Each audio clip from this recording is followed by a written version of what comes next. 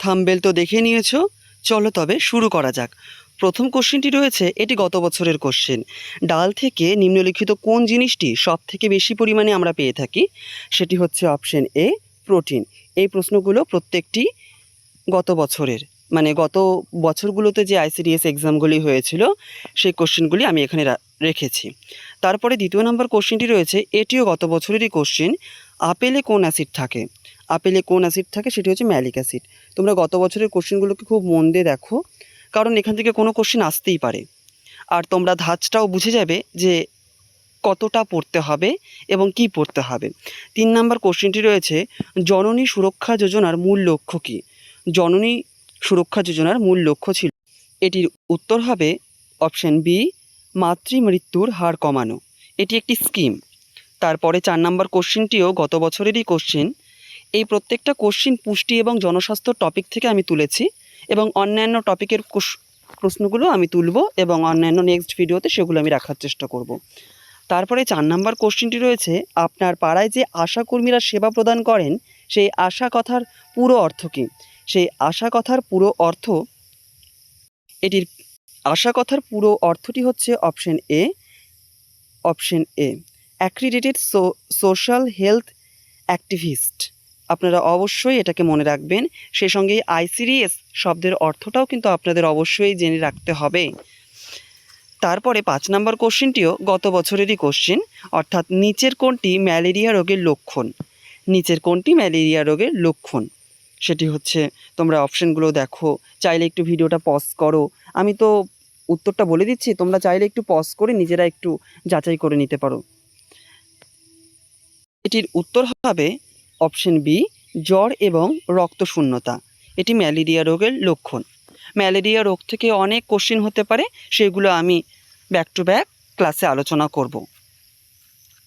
6 নম্বর কোশ্চেনটি রয়েছে, ভারতবর্ষে চিকিৎসা দ্বারা গর্ভপাতের সময়সীমা গর্ভধারণের কত সপ্তাহ পর্যন্ত আইনানুগ? এটির উত্তর হবে অপশন বি, 24 সপ্তাহ পর্যন্ত। তো এইখানে আমরা পরপর 6টা জনস্বাস্থ্য এবং পুষ্টির টপিক থেকে কোশ্চেন আলোচনা করলাম। এবার আমরা চলে যাই প্র্যাকটিস সেটে। এইখানে যে কোশ্চেনগুলো রেখেছি সেগুলি কিন্তু অবশ্যই আইসিডিএসের দৃষ্টির দিক থেকেই, ঠিক আছে? তো এই কোশ্চেনগুলো আইসিডিএসের জন্য অত্যন্ত গুরুত্বপূর্ণ এবং কোশ্চেন অ্যানালাইসিস করে কোশ্চেনগুলোকে সেট করা হয়েছে। তো প্রথম কোশ্চেনটি রয়েছে, হু এর সদর দপ্তর কোথায় অবস্থিত? হু অর্থাৎ ওয়ার্ল্ড হেলথ অর্গানাইজেশন। এর সদর দপ্তর অবস্থিত অপশন বি, জেনেভাতে। তারপরে 2 নম্বর কোশ্চেনটি রয়েছে, স্বাস্থ্য বলতে কী বোঝায়? স্বাস্থ্য বলতে কী বোঝায়? এটির উত্তর হবে অপশন বি, শারীরিক, মানসিক এবং সামাজিকভাবে সুস্থ থাকা। আমি এখানে ডাইরেক্ট উত্তরটা বলে দিচ্ছি, তোমরা অবশ্যই ভিডিওটা পজ করে নিজেরা অবশ্যই একবার করে যাচাই করে নেবে। তারপরে সুষম খাদ্যে মোট কয়টি প্রধান পুষ্টি উপাদান থাকে? এটির উত্তর হবে অপশন সি, 6টি উপাদান থাকে। সেই 6টি উপাদান কি, তোমরা যদি কেউ জেনে থাকো অবশ্যই কমেন্টে জানতে পারো। 4 নম্বর কোশ্চেনটি রয়েছে, শরীরের প্রধান শক্তির উৎস কোনটি? শরীরের প্রধান শক্তির উৎস, এটির উত্তর হবে অপশন সি, কার্বোহাইড্রেট। শরীরের প্রধান শক্তির উৎস কার্বোহাইড্রেট। তারপরের 5 নম্বর কোশ্চেনটি রয়েছে, দেহের গঠন ও ক্ষয়পূরণে কোন পুষ্টি উপাদান প্রয়োজন? দেহের গঠন ও ক্ষয়পূরণে কোন পুষ্টি উপাদান প্রয়োজন? এটির উত্তর হবে অপশন বি, প্রোটিন। তারপরের 6 নম্বর কোশ্চেনটি রয়েছে, ভিটামিন এ এর অভাবে কোন রোগ হয়? ভিটামিন এ এর অভাবে অপশন বি, রাতকানা রোগ হয়। এখানে আমি প্র্যাকটিস সেটে টোটাল 60টা কোশ্চেন রেখেছি। আশা করছি এই 60টা কোশ্চেন দেখলে আপনাদের জনস্বাস্থ্য এবং পুষ্টির এই টপিকের ভিতটা অনেকটাই মজবুত হয়ে যাবে। তাই যারা একবারে এই ভিডিওটা দেখতে পারবে না, তারা কিন্তু অবশ্যই পজ নিয়ে নিয়ে দেখলেও দেখো। এবার 7 নম্বর কোশ্চেনটি রয়েছে, ভিটামিন ডি এর অভাবে কোন রোগ হয়? ভিটামিন ডি এর অভাবে অপশন সি, রিকেট রোগ হয়। শিশুদের রিকেট রোগ হয়ে থাকে। তারপরে 8 নম্বর কোশ্চেনটি রয়েছে, আয়োডিনের অভাবে কোন রোগ হয়? আয়োডিনের অভাবে যেই রোগটি হয় সেটি হচ্ছে গলগণ্ড। এই ভিডিওটা যদি ভালো লাগে অবশ্যই লাইক করতে পারো, যদি আশানুরূপ না হয় অবশ্যই ডিসলাইক করতে পারো। তারপরে 9 নম্বর কোশ্চেনটি রয়েছে, আয়রনের অভাবে কোন রোগ হয়? আয়রনের অভাবে রক্তাল্পতা বা অ্যানিমিয়া রোগটি হয়ে থাকে। তারপরের 10 নম্বর কোশ্চেনটি রয়েছে, শিশুদের জন্মের কত মাস পর্যন্ত শুধুমাত্র মায়ের দুধ খাওয়ানোরই পরামর্শ দেওয়া হয়? এটির উত্তর হবে অপশন সি 6 মাস। 6 মাস পর্যন্ত একটি শিশুকে তার মায়ের বুকের দুধই খাওয়ানোর পরামর্শ দেওয়া হয়ে থাকে। তারপরে 11 নম্বর কোশ্চেনটি রয়েছে, ওআরএস মূলত কোন রোগে ব্যবহার করা হয়? ওআরএস কোন রোগে ব্যবহার করা হয়? এটির উত্তর আশা করি তোমরা সকলেই জানো, যে ডায়রিয়া রোগে ওআরএস আমরা ব্যবহার করে থাকি। ওআরএসের সম্পূর্ণ কথাটা যদি তোমরা কমেন্টে লিখতে পারো, না হলে আমি পরের ক্লাসে অবশ্যই জানিয়ে দেব।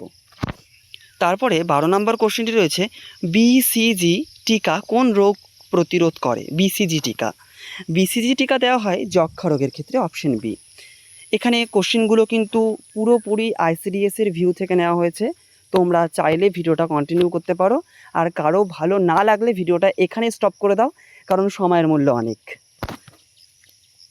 তারপরে 13 নম্বর কোশ্চেনটি রয়েছে, হাম প্রতিরোধে কোন টিকা দেওয়া হয়? হাম প্রতিরোধে অপশন বি এমআর টিকাটা প্রদান করা হয়ে থাকে। তারপরে 14 নম্বর কোশ্চেনটি রয়েছে, নিরাপদ পানীয় জল কোন রোগ প্রতিরোধে সাহায্য করে?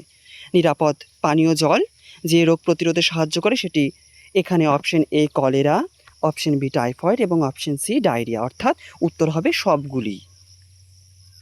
তারপরের 15 নম্বর কোশ্চেনটি রয়েছে, খাওয়ার আগে কি করা সবচেয়ে জরুরি? খাওয়ার আগে কি করা সবচেয়ে জরুরি সেটি হচ্ছে, আশা করি তোমরা সকলেই জানো, যে অপশন বি সাবান দিয়ে হাত ধোয়া। তারপরের 16 নম্বর কোশ্চেনটি রয়েছে, গর্ভবতী মায়েদের কোন ট্যাবলেট নিয়মিত দেওয়া হয়? গর্ভবতী মায়েদের কোন ট্যাবলেট নিয়মিত দেওয়া হয়? এটির উত্তর হবে অপশন বি আয়রন ও ফলিক অ্যাসিডের ট্যাবলেট।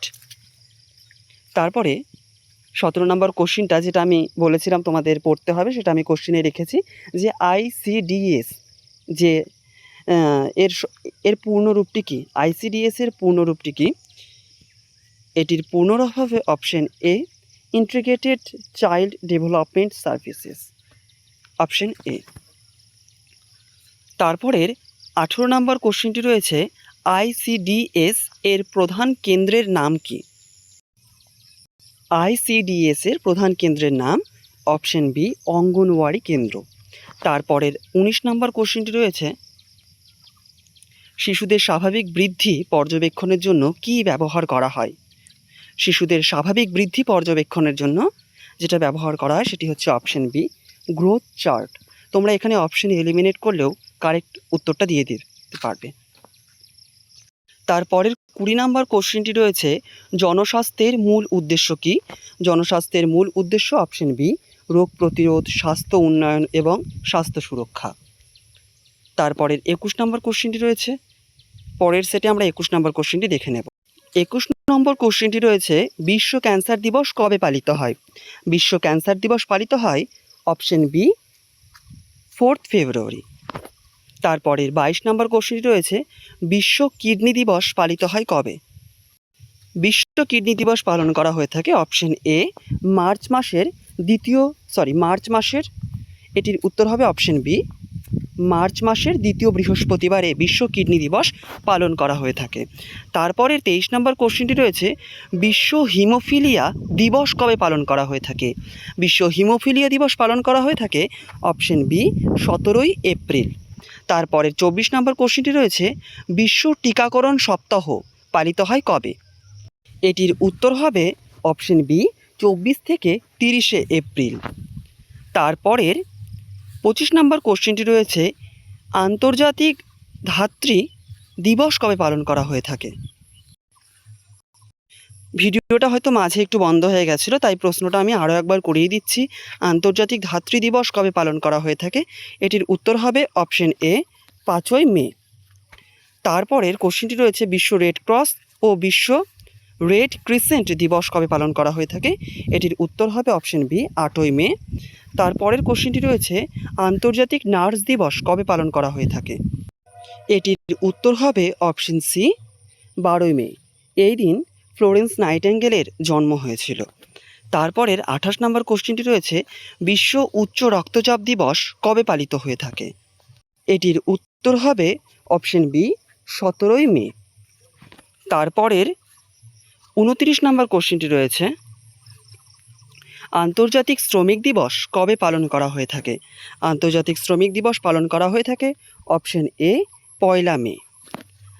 তারপরে 30 নম্বর কোশ্চেনটি রয়েছে, বিশ্ব থ্যালাসেমিয়া দিবস কবে পালন করা হয়ে থাকে? বিশ্ব থ্যালাসেমিয়া দিবস পালন করা হয়ে থাকে অপশন বি 8 মে। তারপরে 31 নাম্বার, অর্থাৎ এই সেটে 30টি কোশ্চেন ছিল, এবার পরের সেট আমরা আলোচনা করব। আজকের সেটে আমরা আপাতত 30টি কোশ্চেন নিয়ে আলোচনা করলাম, পরবর্তী সেটে আমরা আরও 30টি কোশ্চেন আলোচনা করব। এভাবে জনস্বাস্থ্য এবং পুষ্টি টপিক থেকে আর কী কী কোশ্চেন আসতে পারে সেই প্রত্যেকটা কোশ্চেন আমি রাখার চেষ্টা করব। আশা করি সেগুলো আসতে পারে বা সেই ধাঁচের কোশ্চেন অবশ্যই আসতে পারে। তো শেষ পর্যন্ত দেখার জন্য তোমাকে অসংখ্য ধন্যবাদ। যদি ভিডিওটা ভালো লাগে লাইক বা ডিসলাইক করতে পারো, আর যদি মনে হয় কমেন্ট করতে পারো, আর যদি প্রয়োজন হয় এই চ্যানেলটাকে তবে সাবস্ক্রাইব করতে পারো। ধন্যবাদ সকলকে।